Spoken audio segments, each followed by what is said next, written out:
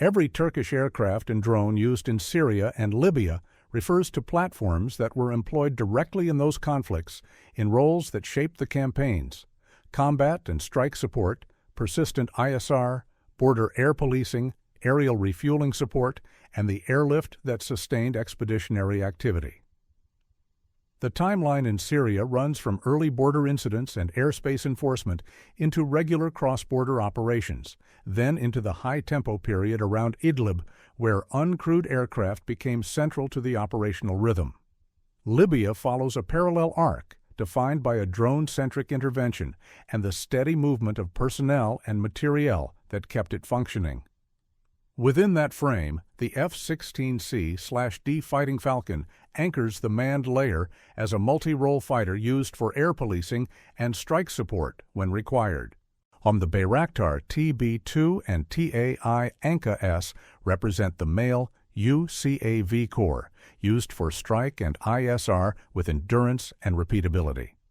The Airbus A400M Atlas and Lockheed C-130E Hercules appear in a narrower but essential category: strategic and tactical airlift tied to Libya sustainment, where continuous logistics flights made the intervention durable.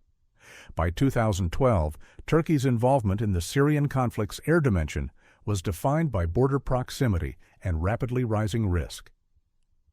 The McDonnell Douglas RF-4E Phantom II operated in a tactical reconnaissance role along the frontier, and its shootdown that year underscored how quickly routine mission profiles could intersect with Syrian air defenses. As incidents accumulated, the F-16C/D Fighting Falcon became the platform most associated with air policing and interception, on flying alert posture sorties meant to enforce airspace rules and respond to fast-moving border contacts. Its role in this period stayed focused on control and deterrence, with engagement authority shaped by the volatility of the boundary rather than by sustained deep strike campaigning. Above the fighters, the Boeing 737 AEW and CE-70 Peace Eagle served as a qualifying enabler, providing air battle management and a shared picture that helped coordinate patrols and reactions across a wide, complex airspace. When endurance mattered, whether for prolonged coverage or to keep assets positioned at short notice, the KC-135R Stratotanker added the aerial refueling layer that allowed fighters and command and control aircraft to remain on station longer without changing their basic missions. From 2016 through 2018, Turkey's Syria operations shifted from episodic border actions to routine cross-border campaigning, where air power supported ground maneuver with repeatable sortie cycles. In the Afrin phase of Operation Olive Branch, F-16 variants served as the primary strike and fighter workhorse, tasked with strike support, while also preserving an interception-ready posture near contested airspace. The F-4E 2020 Terminator, included by its continuing inventory role, contributed additional strike fighter capacity in the Afrin air campaign, expanding sortie volume without altering the overall mission boundaries. Inside the Afrin theater, the T-129 ATAC provided an attack helicopter layer focused on close support and immediate responsiveness within shorter ranges than the jets overhead. The S-70/U H-60 Black Hawk handled utility lift for assault support and mobility, moving troops, equipment, and casualties to keep ground units supplied and repositioned as the fight progressed. At the tactical edge, the Bayraktar Tactical UAS Mini-UAV family delivered short-range ISR for overwatch, route observation, and rapid queuing, sustaining situational awareness over dispersed contact points. Across Euphrates Shield and then Olive Branch, the defining feature was continuity. Fighters, helicopters, and small drones employed in parallel, each staying within a bounded role while enabling a sustained operational tempo.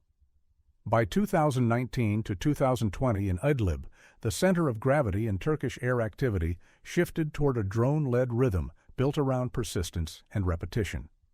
The Bayraktar TB2 operated as a male UCAV in a high-tempo strike and ISR role, cycling through surveillance, target confirmation, and armed engagement in a pattern that could be repeated across the same corridors and battle areas as the situation evolved. The TAI ANCA-S, fielded at scale, reinforced that model with SATCOM-enabled endurance and the ability to keep coverage continuous, even as tasking changed across a wide frontage. In this phase, drones functioned less as occasional support and more as the primary means of maintaining pressure, with rapid target servicing driven by what the sensors observed in near real time. That shift did not remove the manned layer, but it narrowed its emphasis. The F-16C/D Fighting Falcon remained present as a supporting air control and deterrence layer, helping shape the airspace environment and signaling a readiness to respond without becoming the sole driver of day-to-day effects over Idlib's contested air defenses. Closer to the front line, the Bayraktar Tactical UAS Mini UAV family provided tactical ISR for cueing and immediate situational awareness, feeding localized information into the broader pattern. Together, these platforms defined Spring Shield-era operations as an integrated loop: small drones for near-ground visibility, mail systems for sustained ISR and strike, and fighters positioned to enable control and containment around a risky air defense backdrop. Sustained air operations over and around Syria relied on an enabling layer that rarely appeared in strike footage, but shaped what was possible each day. The KC-135R Stratotanker provided the aerial refueling capacity that extended sortie length and reduced the need for frequent recoveries, supporting fighters and airborne command assets when coverage had to be held beyond normal station times. That refueling margin mattered most during surge periods, when patrol lines, alert aircraft, and support sorties all competed for time in the air.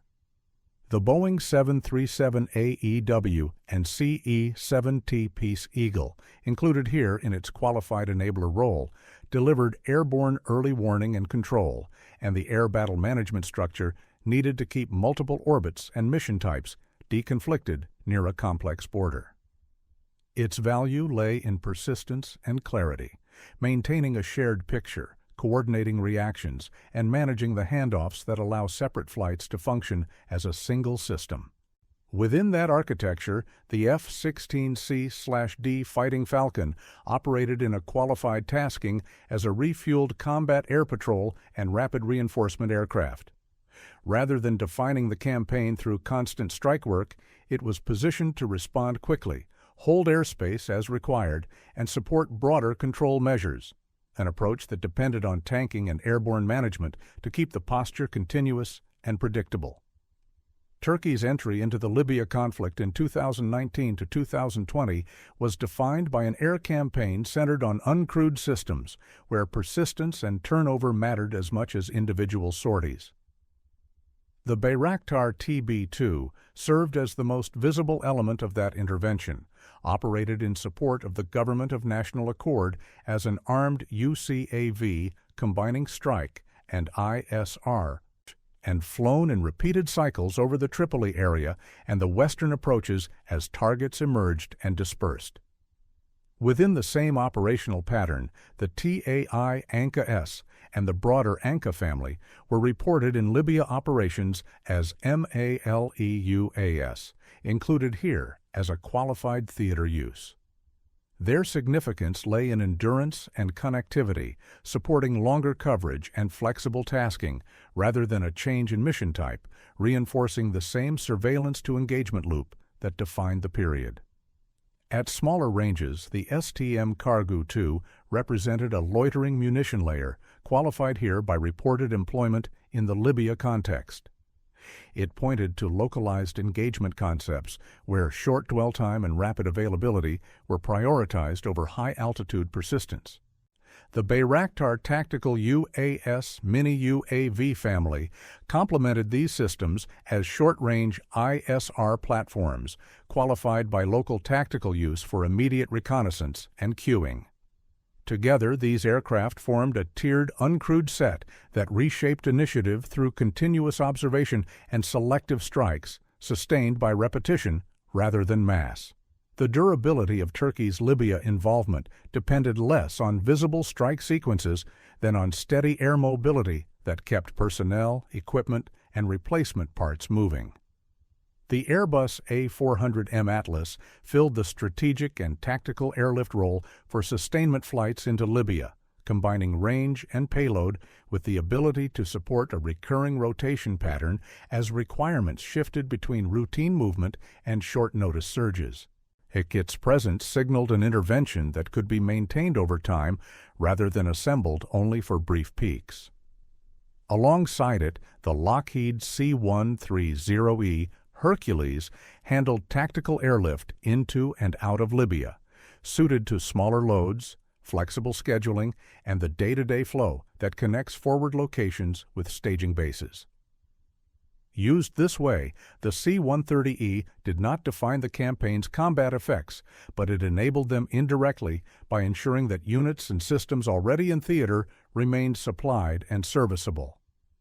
When distance and loiter time demanded additional margin, the KC-135R Stratotanker appeared in a qualified support role, extending endurance for long-range sorties where refueling was required.